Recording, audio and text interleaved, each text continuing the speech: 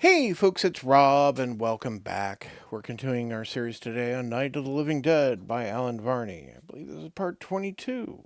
We're continuing our solo adventure. We entered this room, which is ominous looking. Um, Gotta say, Pegleg, probably not a zombie, right? Zombies tend to be fairly unintelligent, probably like a ghast or something. Ghoul, we'll see. Let's read it. 126A. You walk a quarter of a mile down the tunnel of flesh. More large sheets of damp, red skin stretch across the bone braces. Wind vibrates the membranes like drumheads. The smell of blood moistens and thickens the air. You feel like a corpuscle within a corpse. Are we looking for a way out or some way to blow up the whole works? Asked the weasel. When your own subconscious doesn't know, what can you answer? But you feel impelled by a morbid curiosity to discover the plot that will destroy Waterdeep. Your chief wonder is the source of the skin. Arriving at a large chamber in the curving tunnel, you suddenly see the answer. Ghouls, the eaters of flesh, countless ghouls, hundreds, are flowing into the framework of bone. Before your eyes, undead beings liquefy and ooze like molasses onto the struts. Their bodies clothe the naked bone with flesh, wrapping it like an infant in swaddling clothes. No, you say stupidly, unable to grasp the sight. No, I do not work for good. I am gone in an afterlife of torment, where gods dance like me like a puppet. In what world that permits this, there can be no good. Back up, says the weasel, even though it speaks with a strained voice. Yar, children, calls a grating voice. The speaker appears to be one of the ghouls near you, a ragged specimen with a peg leg of bone. But its coherent speech and the gleam of reason in its eyes mark the creature as not a ghoul, but as the commander of ghouls, a ghast, more dangerous than a dozen of its charges. Yar, it repeats in the Waterdeep sailor's command for haste. You cannot make a worm through sluggedness. Cathexis, my children, think of Cathexis. The ghast is collecting items for the long line of ghouls as if charging admission to flesh out the framework. From what you've seen so far, it's easy to deduce that the items must be magical, plundered from the city above to energize the construct. A strange monster looks on from nearby. Watching the scene, you feel numb with horror and incredibly tired. How can you alone combat evil of this scale? Come on, back to work, chides the weasel. If you stand around much longer, you'll probably get sucked up into the bones yourself. The ghast is already suspicious. Indeed, the ghast is looking at you with what may be a threatening look. You feel the urge to run it through on the spot, but to attack here against the hundreds of ghouls would be a suicidal, and you cannot think of dying inside this atrocity. Back to work, you sigh. Will you talk to the ghast, 128A? Talk to the strange monster instead, 119C. Attack the monster, 52C. Ignore both of them to look around the area, 97B. Or leave, 56E. You may also look at the sword, which was prominently listed there, 102D. Scroll at the left, 78C. Scroll at the right, 149F. A vase, which we see there, it kind of has like a dragon imprint on it, kind of square bottle. 35C, a just bottle, it's corked bottle right there. 119B, or the shiny black sphere, 158E, lying there on top of a pile of coins. Where is the strange monster? Oh, the strange monster is in the foreground. It just kind of gets lost in the pattern. Right. Yep, it's right here. Okay. And yeah, the guy is holding actually a handful of coins. Hmm. Uh, I kind of felt the impulse to run him through with my sword. I don't know if talking to him's great.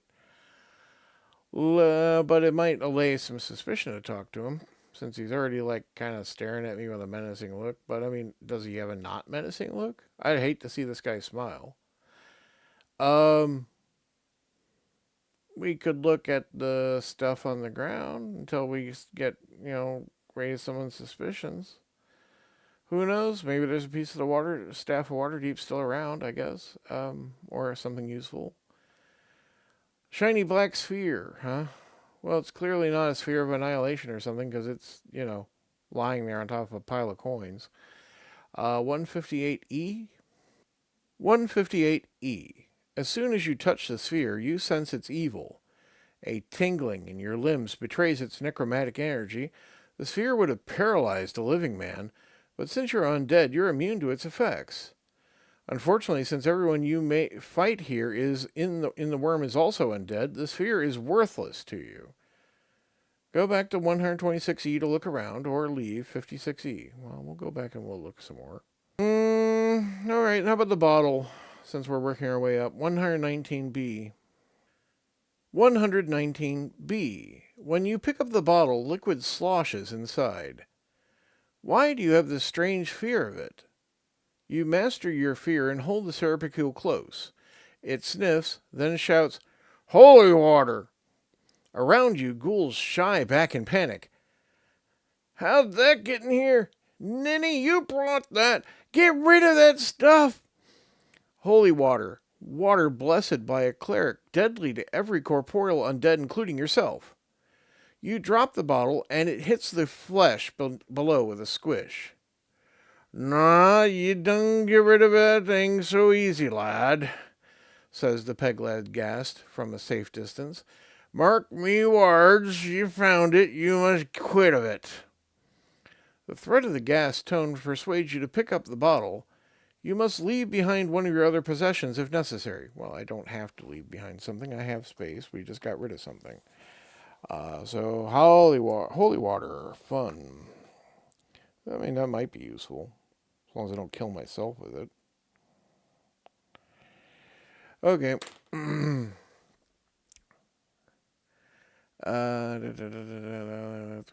Okay. "Now, lad, take that vile stuff forward, past the head of this worm. Dump it in on tunnel far away. Don't let any here know this. Don't let any unhear. Hey, ye. That's what threw me the ye there. Sorry, folks. I'm gonna try again. Don't let any unhear ye know have that stuff either, or they'll be likely to bring you about a fear." Several ghouls push you further down the tunnel against your protest. You must be careful not to drop the holy water while in the construct. Go to 46C. Okay. 46C. The ghast and the ghouls give you fishy looks as you head further into the tunnel, but they do not stop you. Well, they're the ones who sent me here. Tracing a winding path through the sheets of skin, you leave the appalling scene behind. This part of the worm, more fully fleshed out, gives way to a series of tunnels, narrow and red and pulsing with fluid. The channels intersect each other and twist around one another, but they continue to spiral ever deeper into the worm. A moist, steady breeze flows through the passages like blood through veins. Despite the breeze, you feel oppressed, as though held in a fist. Ahead, you hear moaning sounds like hideous music. Thoroughly revolted by this place, you decide that things can't get any worse. Then you discover how wrong you are. Go to 132A. Well, more fun art. Just great chains of faces. And two discs with like energy and I mean, a man, I guess, in torment. And one of those creatures up here hanging down looking at it. Also seems to be a sack down here in the foreground and a chalice and, I don't know, glowing, nuclear rod. I don't know. Um, yeah, yeah. It's just, always, always the best places I go. Um, right. 132A. Do the dead sing? Ahead in the construct, you hear hollow groans, perhaps words. They sound strangely like singing. You make your way through a quarter-mile of tunnels that grow bloodier with every step, and the groaning gets steadily louder. When you come to the source, you realize that your wildest suspicion is true. You came upon the ghouls while they were fleshing out the skeleton of the worm artifact. The zombies here have already been transformed when you arrive. They stretch from floor to ceiling, pulled like victims of torture on the rack, forming the construct's tendons and muscles. No trace of human form remains, save for the dead faces emerging from the sinews, which vibrate in the breeze with a low thrum. Paralyzed with horror, you realize the source of the groaning noises. The zombies are singing, but you can hardly call it music. Flat and without intonation, their dirge grates on your ears and echoes in your mind. It is the song of the dead of the epithelium. I'm going to beg your forgiveness here that I can't work out the tone and meter of this song on the spot. So I'm going to do the best I can to go with the flat and toneless statement that it's been described as. And I hope this doesn't suck. I'm sorry in advance. Gifts spent, souls dead, loathed through one's great.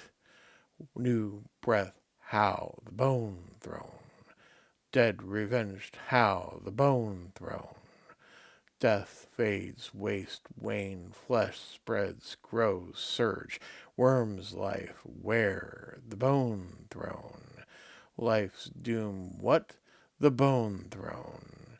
Who calls Harantabraxa? Who heeds? Speak not. The zombies sing it mindlessly, incessantly, repeating it without interest. In that apathy, you find as much of death as anything else that you have seen on your mission. In the zombies' mist, a dark figure floats between two mirrors positioned above and below it. Its moaning accentuates the epithelium. A sinister creature perched above the top mirror sees you and shouts, "Things proceed well! The spectre is aiding the enchantment nicely." A spell, then. You might have guessed. Subconsciously, you sense its purpose. They're bringing this thing to life, exclaims the weasel, its usual composure gone. But why does the spectre, one of the most powerful of undead creatures, moan in such torment? Are you being chased by ghouls? If so, stop reading here and go immediately to 71F. Well, I'm not, thankfully, and I guess I could have really messed up that last round. Otherwise, keep reading. The spectre clearly is no friend of the undead, but does a spectre, almost a definition of evil, deserve mercy? Can it help you? Perhaps you wish only to escape this artifact, or perhaps you seek something further on. But whatever your motive, this evident torture bothers you. You may talk to the spectre, 99D, talk to the monster, perched above it, 102A, attack the spectre, 96A, attack the mirrors, 147A, leave, 47F, or just look around. Now, if we were to look around, we can investigate the zombie fibers, 41E, the mirrors themselves, 130B, a battle axe. I don't see the battle axe. Where's the battle axe? Yeah.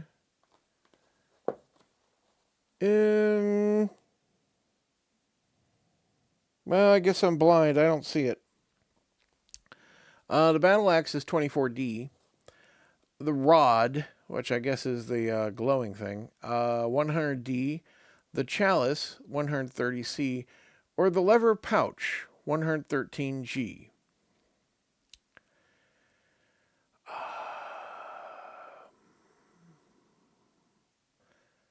What a mess.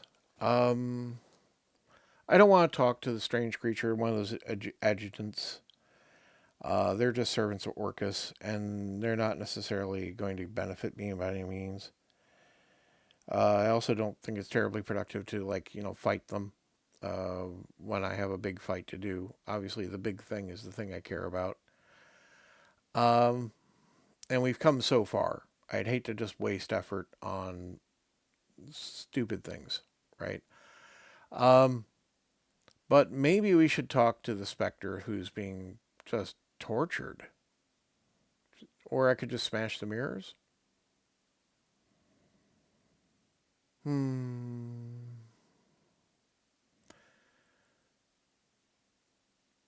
Let's talk to the specter. 99D. 99D. You bend down between the mirrors and speak to the dark figure. What is your crime? Who do you serve? The specter makes no reply.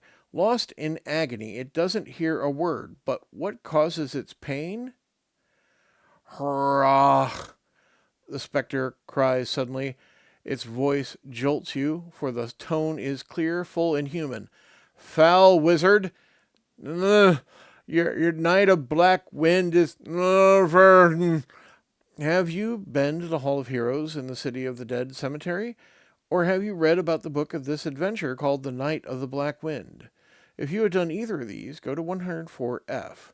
If you have not, go back to 132A and pick again. Well, I have been to the City of Dead and the Hall of Heroes.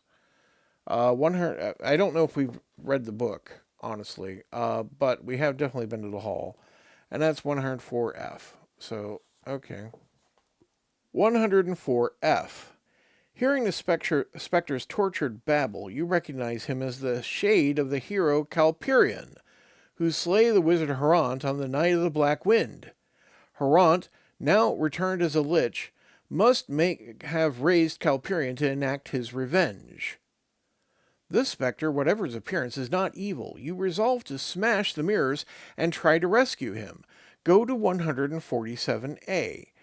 Okay, I guess we're doing that immediately. 147A. You raise your sword, fired in the energies of the negative material plane, and bring it down with a mighty stroke. The top mirror shatters into 1,000 pieces, and the creature atop it vanishes in a burst of flame. Shards of glass fly outward and lodge in the surrounding fibers and in the floor's skin. Gouts of blood burst from the wounds. Around you, the fibrous faces launch into a hideous uproar, their song forgotten. When you destroy the other mirror as well, the racket increases. The specter falls to your feet, more dead than undead. I thank thee, swordsman. I must kill. No. I must see thou dost not fall to the lich as I did. With the mirrors destroyed, destroy, burn, murder. No. The specter falls silent for a moment, his hunched posture and jerky movements indicating a mighty inward struggle. With the mirrors destroyed, the lich has been alerted. We must make haste to hide. The specter grabs a glowing bone, a rod resting nearby, shoves one end into your hand, murmurs a quick incantation, and at once both you turn invisible. Clumsy because you cannot see your own limbs, you allow the specter to lead you along towards one of the distant fibers. This area could hold a fair-sized farmer's market, you think for yourself in bizarre irrelevance. Things moving a bit fast for you, eh? Says the weasel. Far behind you, where the mirror fragments have pierced the zombie's fibers, you hear an explosive whoosh. Firelight shines on the strands ahead of you, and you detect an odor like sulfur. Where is Calperion? Cries a shrill voice. Who frees the object of my vengeance? Harant has appeared, obviously seeking you. Are you being pursued by ghouls? If so, go to 50A. If not, go to 70B. Well, I'm not pursued by ghouls, so 70B it is. 70B. Where has the spectre gone? Harant asks. Where has Spectre gone? The zombies echo. Cursing, the Lich gestures. Words of magic echo in your mind, and you think of the enchantment the Lich Abraxa used to make herself vanish. Again, one voice seems to speak twin incantations. I lend you awareness, says Harant at last. Speak of what you have done here. The zombie faces speak, the words issuing from first one mouth, then another, many relating the same details.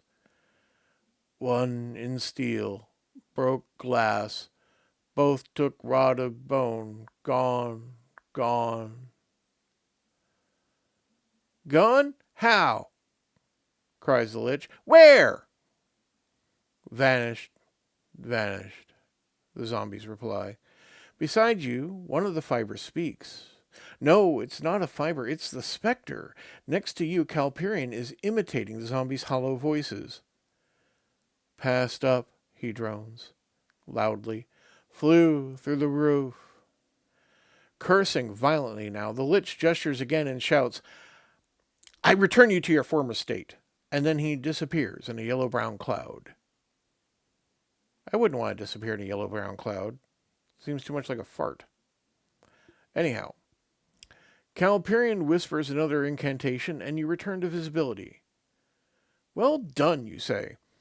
I thank the adventurer. Harant will return to his monstrous bone throne at the head of this Aneliad construct, to enter a clairvoyant trance. We must make haste to strike to the heart. Destroy! No. Calperion doubles over, struggling as though to master pain. We must strike, he groans, before the mage can locate us and marshal his forces. Are you in pain? It is the pain of evil, the taint of necromancy growing in me. I must fight it, or I will become worse than the Lich itself.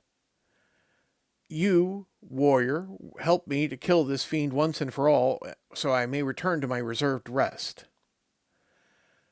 Although Calperion appears to have been disturbed by his resurrection and torture, you can hardly argue against this mission. Gesturing for you to follow, the spectre creeps further down the worm construct. This way lies the foul construct's skull. He whispers back to you. Harant brought me here first, before trapping me here. The undead hero looks to you on a winding route through the labyrinth of fibers. They grow thicker, and the tunnels you encountered earlier appear again. This time, though, they expand and contract regularly like a beating heart. All the while, the spectre's mutterings grow more intense and violent. He seems to be losing his battle against the inherent evil of spectredom. You wonder exactly what he intends to do when both of you reach the bone throne. Why did the Lich raise you? For revenge? Aye, mainly, Calperion answers. Revenge. Justice. No. Revenge, mainly. Yet the fiend also mentioned that I should be his assassin and kill his own partner, Abraxa. That at least I shall do, most gladly.